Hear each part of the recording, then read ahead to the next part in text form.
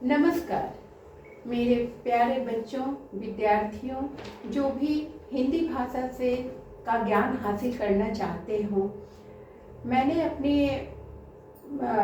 यात्रा में, जीवन के यात्रा में, इतने दिनों में ये समझा कि भारत में यूँ तो राष्ट्रभाषा हमारी हिंदी है, लेकिन फिर भी हिंदी को शायद द्वितीय ही दर्जा मिल पाया है। ज़्यादा लोगों को थोड़ी सी कठिनाई, यूँ तो हम लोग हर दिन हिंदी में ही बात कर रहे हैं, सुन रहे हैं, हर कुछ जान रहे हैं, लेकिन फिर भी जो है हिंदी के प्रति हमारे मन में एक अविश्वास, पता नहीं वर्तनी को लेकर के, मतलब स्पेलिंग को लेकर के कि ई की मात्रा, ऊ की मात्रा, इन सब के प्रति विद्यार्थियों में बहुत कठिनाई का अनुभव किया जाता रहा है।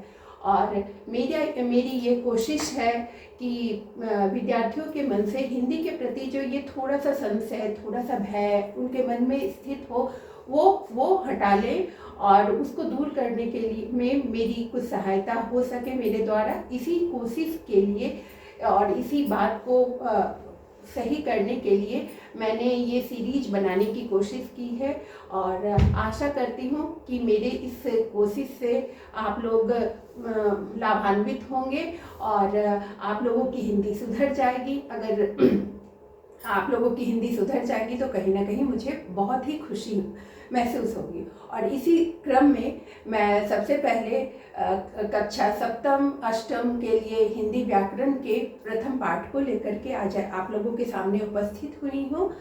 और जैसा कि हम लोग सभी जानते हैं कि किसी भी भाषा का जो मूल बेस होता है, नींव होती है, वो उसका व्याकरण होता है।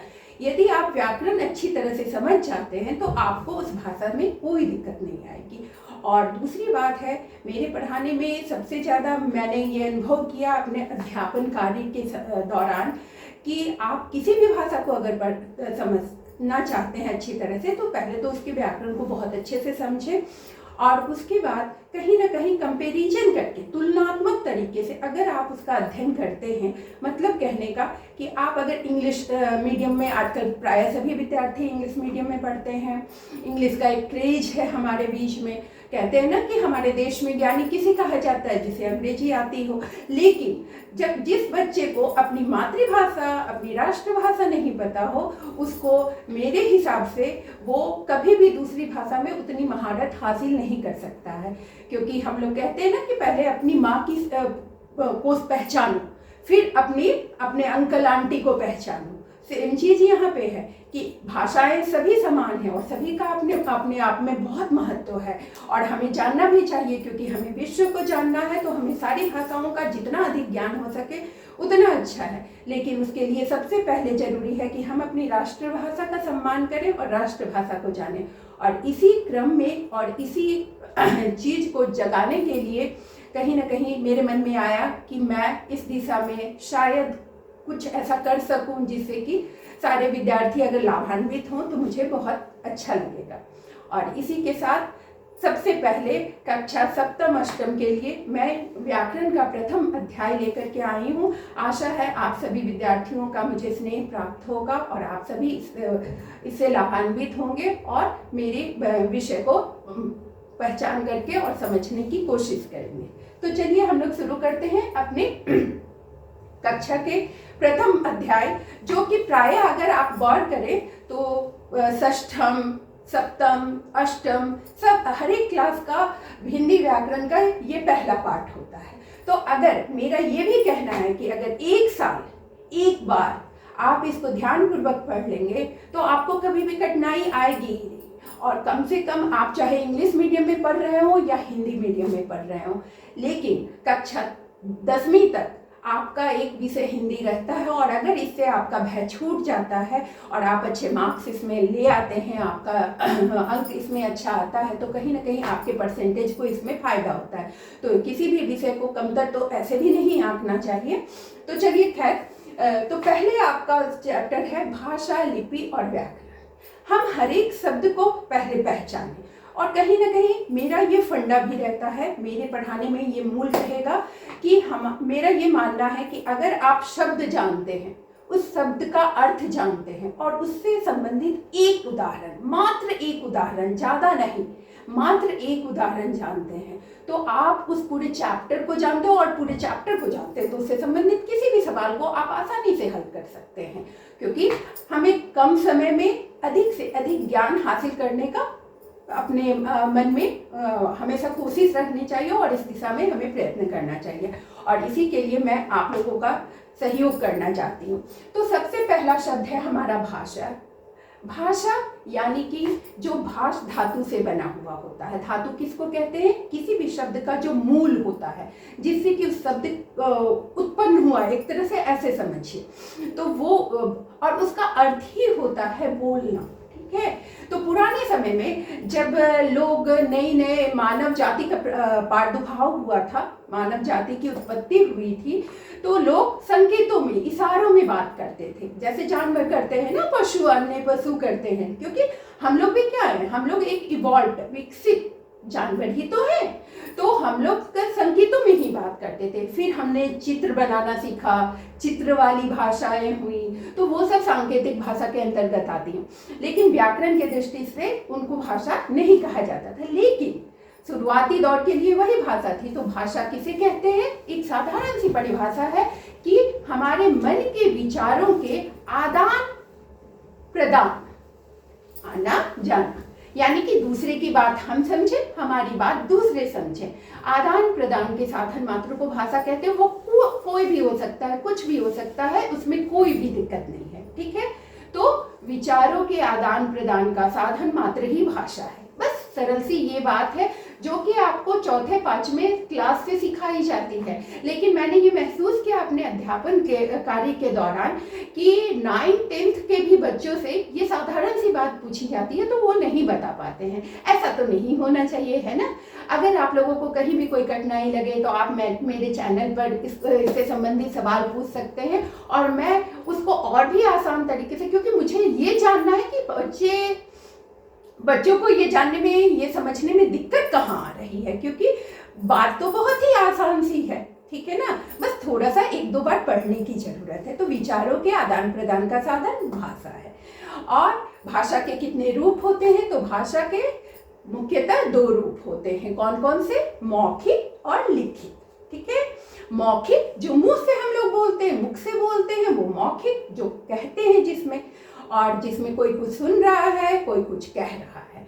जैसे कि मैं आप लोगों के लिए ये आप लोगों को एक तरह से पढ़ा रही हूँ, और या हम लोग आपस में बातचीत करते हैं, आप फ्रेंड्स दोस्त लोग के बीच में बातचीत करते हैं, फ़ोन पे हम लोग बातचीत करते हैं, तो वो हमारी मौखिक भाषा का रूप हुआ। और लिखित क्या हुआ? हम लोग जवाब लिखते हैं, किसी सवाल का जवाब लिखते हैं, किसी को पत्र लिख करके, या आप लोग मोबाइल पे, आजकल तो मोबाइल का ज़माना है तो आप मोबाइल पर मैसेज टाइप करते हो, वो लिखित भाषा का रूप है। ठीक है ना, बहुत ईजी सी बात है।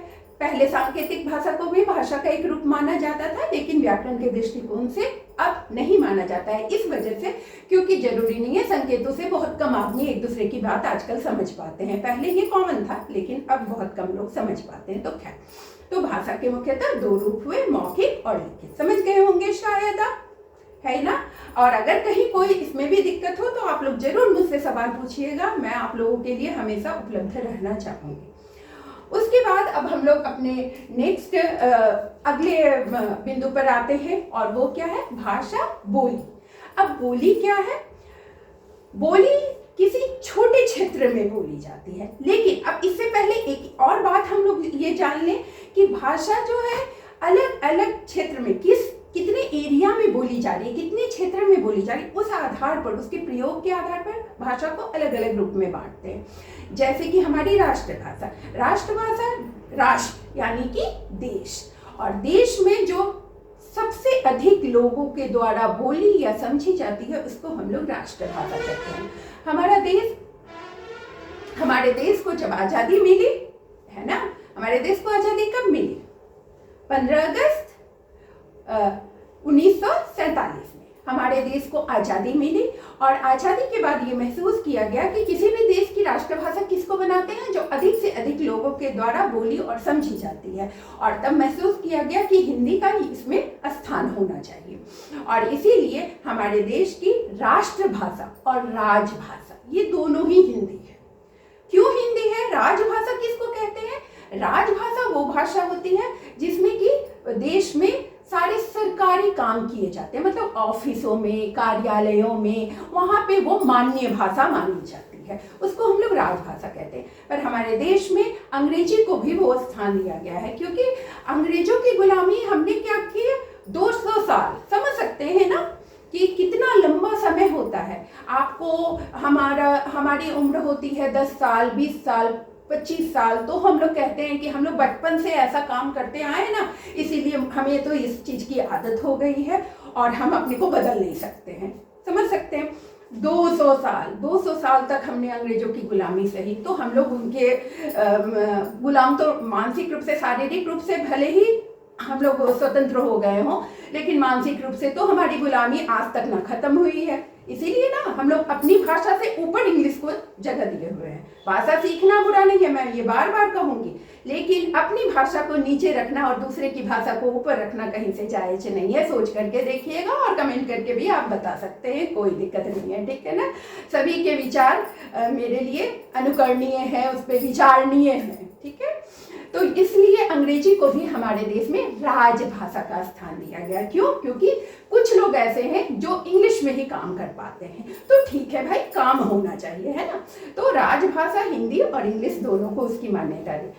बचपन में जब एक बच्चा जन्म लेता है तो उसका सबसे ज्यादा इंटरेक्शन, मतलब उसकी बातचीत, वो बातों को समझता है अपने माता पिता और अपने परिवार के अन्य आसपास के सदस्यों के द्वारा, और वो उसकी मातृभाषा कहलाती है। मातृ मतलब माँ यानी कि घर परिवार में जो भाषा बोली जाती है वो मातृभाषा होती है, ठीक है ना।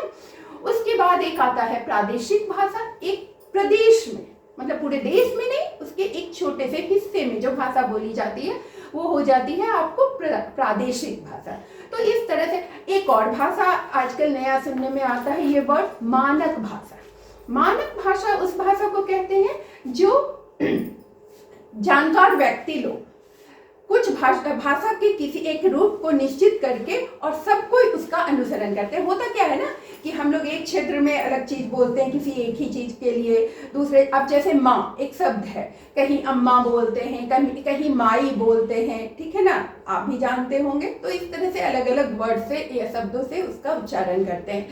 तो अलग अलग जो बोलेंगे तो जरूरी नहीं है कि हमारी बात सब कोई समझ ही जाए, तो वो समझाने के लिए विद्वान अपनी एक भाषा, मतलब विद्वान किसको कहा जाएगा, जो उस विषय को और अच्छे से जानते हैं, तो उन्होंने भाषा का एक अलग रूप बना रखा होता है, उसको हम लोग मानक भाषा कहते हैं, ठीक है ना।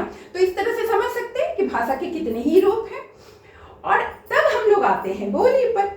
अब बोली क्या है कि बोली पूरे देश में नहीं बोली जा रही है, बल्कि बोली बहुत ही सीमित क्षेत्र में बोली जा रही है और समझी जा रही है, ठीक है। तो इसीलिए इसकी साधारण सी परिभाषा है कि किसी भी भाषा का क्षेत्रीय रूप बोली कहलाता है, ठीक है ना।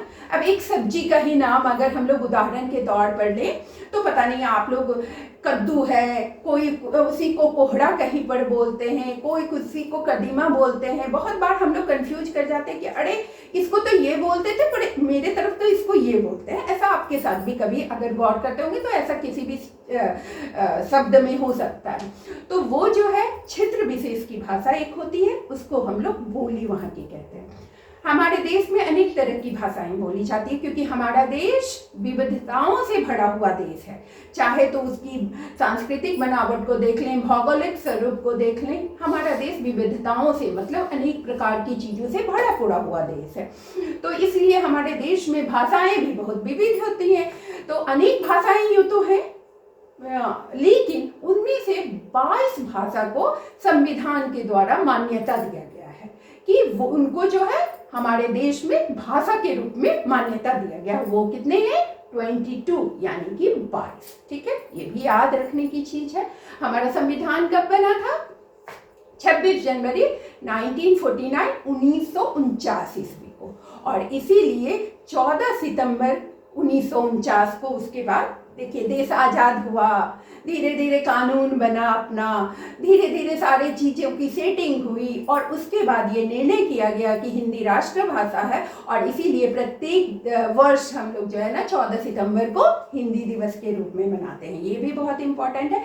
लेकिन सोचने पे कभी कभी दुख भी होता है, क्योंकि हम लोग इस हिंदी भाषी देश से संबंध रखते हैं, संबंधित हैं, और तब जो है हमारे देश को भी हिंदी दिवस मनाने की जरूरत पड़ती है। तो मेरी ये उम्मीद है, मेरी ये अपेक्षा है कि मेरे सीरीज को देखने के बाद बच्चों में ये सब संशय हिंदी विषय के प्रति इतना क्लियर हो जाए कि हमें उन बच्चों को तो कम से कम आगे हिंदी दिवस मनाने की, हिंदी सीखने के लिए जरूरत ना पड़े, हर दिन हिंदी दिवस हो। ठीक है, चलिए ठीक है, ये हो गई हमारी बात बोली की, भाषा हुई, फिर बोली हो गई।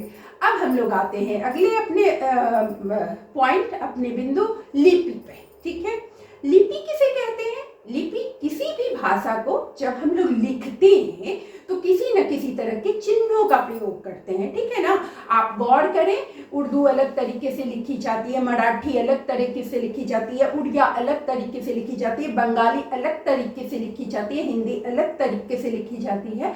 तो ये सारे लिखने के जो तरीके होते हैं वही लिपि कहलाते हैं। मतलब कि किसी भी भाषा को लिखने की विधि, लिखने के लिए अंकित किए गए चिन्हों को हम लोग लिपि कहते हैं। ठीक है, किसी भी भाषा को लिखने की विधि ही लिपि कहलाती है। हर एक भाषा की अपनी लिपि होती है। एक ही लिपि से 2-3 भाषाएं कनेक्टेड हो सकती हैं, जो कि जिनमें कि उसी तरह के चिन्हों का प्रयोग होता है। जैसे संस्कृत और हिंदी, संस्कृत जननी है, माता है, और हिंदी पुत्री है, क्योंकि हिंदी का प्रादुर्भाव संस्कृत से ही हुआ। संस्कृत ज्यादा क्लिष्ट यानी कि कठिन भाषा थी, तो हम लोग को तो आसान चीजें पसंद आती हैं ना, हमेशा से।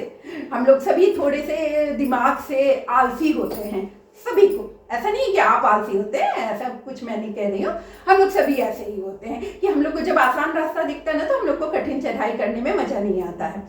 तो संस्कृत चूंकि हमें कठिन लगने लगा, तो हमने उसका आसान रास्ता निकाल दिया। जैसे कि आजकल हम लोग क्या करते हैं कि मोबाइल पे टाइप करते हैं, तो अलग अलग तरह के वर्ड्स हम लोगों ने अपने से ईजाद कर लिए हैं, और जिसको कि आप लोग जो आजकल के जनरेशन कहलाते हैं, उन लोगों को बहुत तुरंत समझ में आ जाती है, और हम लोग जैसे जैसे पीछे की ओर जाते हैं उन लोगों के लिए वो कठिन हो जाती है ना। तो ये तो है ही कि जिस चीज़ पे आप ध्यान देंगे वो आपको आसान लगने लगेगी। लेकिन मेरा ये आग्रह है, विशेष आग्रह है, बार बार आग्रह है कि इस विषय पे भी ध्यान दीजिए, क्योंकि इसकी भी बहुत ज़रूरत है ना।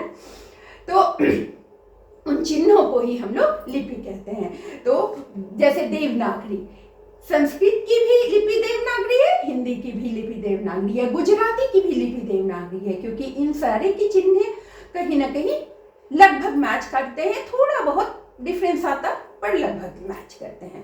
तो ये समझ में आ गया होगा। अंग्रेजी की लिपि रोमन है, पंजाबी की लिपि गुरुमुखी है, ठीक है ना, फ्रेंच की रोमन है। तो इस तरह से लिस्ट आपके किताब में दिया हुआ है, उसको एक बार पढ़ेंगे। बेसिक मैंने बता दिया है, जो ज़्यादातर सवाल जो जिससे रिलेटेड पूछे जाते हैं आपकी परीक्षा में, हिंदी, इंग्लिश, पंजाबी, उर्दू की लिपि फारसी होती है, ठीक है ना, वो मैंने बता दिया है। बाकी जो लिस्ट दिया हुआ है 1 से 2 बार अगर आप रीड कर लेंगे तो आई थिंक आपको हर बात समझ में आ जाएगी। चलिए, अब हम लोग अपने अगले बिंदु पर आते हैं, और अगला बिंदु हमारा आ जाता है व्याकरण, जिसे कि हम लोग पढ़ाई कर रहे हैं ना। व्याकरण मैंने शुरू में ही बताया कि किसी भी भाषा की जान होता है व्याकरण। अगर आपका व्याकरण पे कमांड है तो उस भाषा में आपको कभी भी दिक्कत आ ही नहीं सकती है। तो व्याकरण क्या है? व्याकरण किसी भी भाषा को शुद्ध रूप से, ये वर्ड इंपॉर्टेंस रखता है, प्रमुख है, कि किसी भी भाषा को शुद्ध रूप से पढ़ना, लिखना और बोलना, ये तीनों चीज सिखाने वाला शास्त्र किसको कहते हैं? जो थोड़ी मोटी सी किताब होती है ना, तो जिसमें कि नियम लिखे होते हैं, ठीक है ना। तो किसी भी भाषा को शुद्ध रूप से पढ़ना, लिखना और बोलना सिखाने वाला शास्त्र ही व्याकरण कहलाता है। और व्याकरण के 3 अंग हैं: वर्ण विचार, शब्द विचार और वाक्य विचार। वर्ण विचार जिसमें कि वर्णों के बारे में, उस भाषा से संबंधित वर्णों को कैसे लिखा जाए, कैसे बोला जाए, कैसे उसका प्रयोग किया जाए शुद्ध रूप से। शब्द विचार, शब्दों के बारे में जहाँ पे बताया जाता है। और वाक्य विचार, इन सब के बारे में हम लोग अपने अगले चैप्टर में इसका डिटेल पढ़ेंगे, क्योंकि हमारा नेक्स्ट चैप्टर होगा वर्ण से संबंधित, है ना। लेकिन अभी इस पाठ में हमें इतना ही जानना है कि व्याकरण के 3 भाग हैं। तीन भाग में वर्ण वर्णों के बारे में जानकारी देता है, शब्द विचार शब्दों के बारे में जानकारी देता है, और वाक्य विचार वाक्य के बारे में जानकारी देता है, हर तरह की। ठीक है, और अब हमारा अगला बिंदु आ जाता है, अगला टॉपिक आ जाता है साहित्य। ठीक है, इस पार्ट का ये अंतिम टॉपिक है, अंतिम विषय है साहित्य। साहित्य किसे कहते हैं? किसी भी भाषा के संचित कोश को साहित्य कहते हैं। कोश मतलब क्या होता है? पर्यायवाची पढ़ा होगा ना आप लोगों ने, पर्यायवाची में आपने पढ़ा होगा। कोश मतलब खजाना होता है। खजाना किसको कहते हैं? जहाँ पे ढेर सारा पैसा रखा रहता है। ठीक है ना, पैसा ही जिंदगी है, और पैसा जहाँ पे बहुत सारा रखा रहता है उसको खजाना कहते हैं। इसलिए खजाना कभी भूलना नहीं चाहिए, और खजाना किसी का खाली भी नहीं होना चाहिए। ठीक है ना, लेकिन यहाँ जब हम लोग भाषा की बात कर रहे हैं, हिंदी भाषा की बात कर रहे हैं, तो हिंदी भाषा में खजाना क्या होगा? हिंदी भाषा से संबंधित बातें, हिंदी भाषा की कहानियाँ, हिंदी भाषा की कविताएं, जो अलग अलग समय में लेखकों, कवियों, रचनाकार, उपन्यासकार के द्वारा लिखी गई। ठीक है ना, और उसके ही द्वारा हम लोग बहुत बातों को समझते हैं कि प्राचीन समय में कैसे क्या होता था, कैसे क्या हुआ। ये सारी जानकारी हमें कहाँ से मिलती है?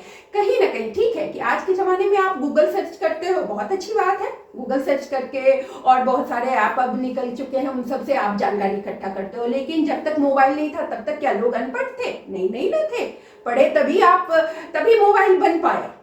ठीक है ना कहीं पढ़ रहे हैं तभी टेक्निक भी आगे जा रहा है, टेक्नोलॉजी भी आगे जा रहा है। तो वो कहाँ से पढ़ते थे? तो वो साहित्य से पढ़ते थे, और वो साहित्य दो तरह का होता है, गद्य साहित्य और पद्य साहित्य। ठीक है, गद्य का मतलब होता है कहानी से संबंधित। ठीक है, तो कहानी लिखा गया, उपन्यास लिखा गया, निबंध लिखा गया, नाटक लिखा गया, वो गद्य साहित्य हमारा है। बहुत प्रसिद्ध रचनाकार हैं। ठीक है ना, शायद कुछ के बारे में आपने सुन भी रखा होगा। प्रेमचंद हैं हमारे, और कवियों में हमारे जैसे सुमित्रा नंदन पंत हैं, अज्ञे हैं, निराला जी हैं, मतलब बहुत, और उनकी कविताएं, उनके लेख आप अगर पढ़ेंगे। लेकिन हाँ, ये भी मैं मानती हूँ, मैं 9-10 का भी हिंदी आप लोगों को के संपर्क में आकर के बताऊंगी, तो ये भी मानती हूँ कि उस समय की कहानियों को पढ़ के आजकल के बच्चों को हंसी आती है, क्योंकि उनके लिए वो सब चीज़ थोड़ी, कहते हैं ना, आउटडेटेड हो जाती है, पिछले समय की चीज़ हो जाती है। लेकिन फिर भी उसमें जो शब्दों का प्रयोग हुआ है, आपको उन पे ध्यान देना। तो खैर, गद्य साहित्य क्या हुआ? कहानी, उपन्यास, नाटक, ये सब जो लिखा गया पुराने समय से, उसको हम लोग गद्य साहित्य कहते हैं। पद्य साहित्य में कविता, दोहे, ऐसी चीजें आती हैं। ठीक है, छंद, इन सब चीजों के बारे में हम लोग पढ़ते हैं। तो इस तरह से हमारा ये पार्ट खत्म होता है। इसके साथ ही तो हमने क्या क्या, एक बार आप दिमाग में रिवाइज कीजिए। भाषा भाष धातु से बना हुआ होता है, विचारों के आदान प्रदान का साधन होता है। भाषा के मुख्यतः 2 रूप होते हैं, मौखिक और लिखित। ठीक है ना, उसके बाद हम लोग आते हैं भाषा के अन्य प्रकार पर, कैसे कैसे उपयोग होता है। तो राजभाषा, राष्ट्रभाषा, मातृभाषा, मानक भाषा। ठीक है, प्रायोगिक आधार पर बोली, क्षेत्र विशेष में बोली जाने वाली भाषा। भाषा को लिखने के लिए चिन्हित किए गए चिन्हों को हम लोग लिपि कहते हैं। हर भाषा की अपनी एक स्वतंत्र लिपि होती है। ठीक है, उसके बाद व्याकरण शुद्ध रूप से बोलना, पढ़ना, लिखना सिखाता है। साहित्य भाषा का संचित कोश है। और इसी के साथ हमारा ये पाठ समाप्त होता है। ठीक है, अब हम लोग दोहराव के बाद थोड़ा सा एक्सरसाइज, उसके अभ्यास पर आ जाए। तो आप देखिए, पहला सवाल हमारा क्या है? भाषा किसे कहते हैं? तो भाषा किसे कहते हैं? भाव एवं विचारों के आदान प्रदान मात्र को ही भाषा कहते हैं। ठीक है ना, कंफ्यूज नहीं होना है। उसके बाद दूसरा है, भाषा का अस्थायी रूप क्या है? अस्थायी रूप जो हटे ना। ठीक है, तो इसीलिए भाषा का अस्थायी रूप हमेशा लिखित भाषा होगा, क्योंकि मौखिक भाषा तो मुंह से जो कह करके चले गए, अब किसी ने अगर नहीं लिखा या उन्होंने नहीं लिखा तो हमें क्या पता किसने क्या कह करके गए, तो वो अस्थायी रूप नहीं हो सकता है। ठीक है ना, तो इसलिए लिखित भाषा। भारतीय संविधान में किस भाषा को राष्ट्रभाषा और राजभाषा घोषित किया गया? बताइए, आप लोग भी बताइए, कमेंट करके आप लोग बता सकते हैं इसको। तो हमारे भारतीय संविधान में हिंदी भाषा को ये दोनों स्थान दिया गया। क्यों दिया गया? क्योंकि बहुत सारे लोग हिंदी नहीं जान करके हिंदी में ही लिख पाते हैं। ठीक है, तो इसलिए दिया गया। साथ ही अंग्रेजी को भी राजभाषा रहने दिया गया, राष्ट्र नहीं राजभाषा रहने दिया गया, ठीक है, इसमें कंफ्यूज नहीं होना है। नेक्स्ट है, घर परिवार और माता पिता के साथ बोलकर सीखी जाने वाली भाषा क्या कहलाती है। अभी मैंने बताया कि हमारे घर में जो बोली जाती है, बच्चे जो अपने माँ पिताजी से सीखते हैं, वो उनकी मातृभाषा कहलाती है। मातृ मतलब माँ, ठीक है। देवनागरी लिपि का विकास किस लिपि से हुआ है, तो ब्राह्मी लिपि सबसे पुरानी लिपि मानी जाती है, ब्राह्मी लिपि, और वहीं से देवनागरी का विकास हुआ है, जिससे कि संस्कृत भाषा बनी। कहते हैं संस्कृत देवों की भाषा होती है, मतलब कि देवतागण उसी भाषा में बात किया करते थे, ऐसा माना जाता है। उसके बाद है व्याकरण के मुख्य विभाग 3 होते हैं, वर्ण, शब्द और वाक्य विचार, ठीक है। उसके बाद अगर हम लोग अभ्यास में आगे बढ़े तो यहाँ पे प्रश्न उत्तर है, जिसका सीधा सीधी आंसर भाषा किसे कहते हैं। अभी बार बार बात हो रही है, यह कितने प्रकार की होती है, 2 प्रकार की होती है। भारतीय संविधान में किन किन भाषाओं को मान्यता दी गई है, 22 भाषाओं को मान्यता दी गई है, जिसका लिस्ट आपको पाठ में दिया हुआ है, आप वहां से लिखेंगे, 2 बार पढ़ेंगे तो अधिकतर आपको याद भी हो जाएगा, ठीक है ना। कोई बहुत कठिन नहीं है, पर पढ़ना तो भाई पड़ेगा, बिना पढ़े तो कुछ भी नहीं होता है। बिना खाना खाए पेट भरता है, नहीं ना भरता है। बिना गेम चलाए हुए गेम पूरा होता है, नहीं ना होता है। तो बिना पढ़े हुए पढ़ाई कैसे पूरी होगी, तो थोड़ा तो पढ़ना पड़ेगा, और वो आप ही लोगों को पढ़ना पड़ेगा। उसके बाद राजभाषा से क्या आशय है, तो जिस भाषा में सरकारी कामकाज होता है, कार्यालयों में, दफ्तरों में, ठीक है ना, वो उसको हम लोग राजभाषा कहते हैं। लिपि किसे कहते हैं, किसी भाषा को लिखने की विधि, लिखने के लिए जो चिन्ह अंकित किए जाते हैं उन्हें ही हम लिपि कहते हैं। हर एक भाषा की अपनी लिपि होती है। व्याकरण शुद्ध रूप से पढ़ना, लिखना और बोलना, ठीक है। अब है सही गलत, मन के भाव और विचार को प्रकट करने का साधन भाषा है। सही या गलत, सही, मन के भाव प्रकट हो रहे हैं। फ्रेंच, जर्मन और बंगाली भाषा की लिपि देवनागरी है। कैसे देवनागरी होगी, फ्रेंच और जर्मन की रोमन है, बंगाली की बांग्ला है, ठीक है ना, तो ये गलत होगा। संविधान में 18 भाषाओं को मान्यता दी गई है। अभी बार बार मैं रिपीट कर रही हूँ, दोहरा रही हूँ, 22 भाषाओं को मान्यता दी गई है।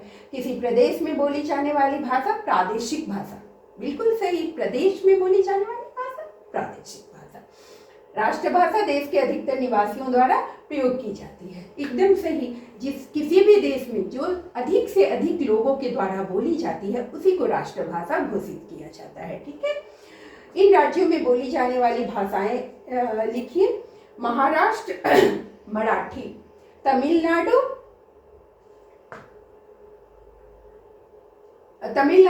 तमिल, असम असमिया, केरल मलयालम, गुजरात गुजराती, पश्चिम बंगाल बंगाली, आंध्र प्रदेश तेलुगु, उड़ीसा उड़िया, कर्नाटक कन्नड़। कुछ आप लोगों को याद भी होगी, थोड़ा सा ध्यान दीजिएगा, एक आध को थोड़ा सा याद करना पड़ता है ना, नहीं तो अधिकतर हम लोगों को याद रहती है, ऐसी बात नहीं है। उसके बाद हम लोग यहाँ पे लिपि आपको लिखनी है, और इसका आपको लिस्ट अंदर पाठ में दिया हुआ है, जिससे आप आसानी से इसको फिर से पूरा भी कर सकते हैं। और इसके साथ ही मैं अंत में अपने द्वारा लिखित एक नोट्स आप लोगों को प्रदान करूंगी, जिसमें कि संक्षेप में इस पाठ की समरी को तरीके से लिखा हुआ है। मेरा आग्रह है उसको 2 बार पढ़ेंगे और उसको अपने से एक बार लिखेंगे, याद हो जाएगा। मेरी ये गारंटी है, मैं ये गारंटी देती हूँ कि आप लोगों को ये याद हो जाएगा। तो आप सहयोग कीजिए मेरे वीडियो को देखते हुए, और आप लाभ उठाएं। इसी आशा के साथ मैं अपना ये प्रथम अध्याय समाप्त करती हूँ। धन्यवाद।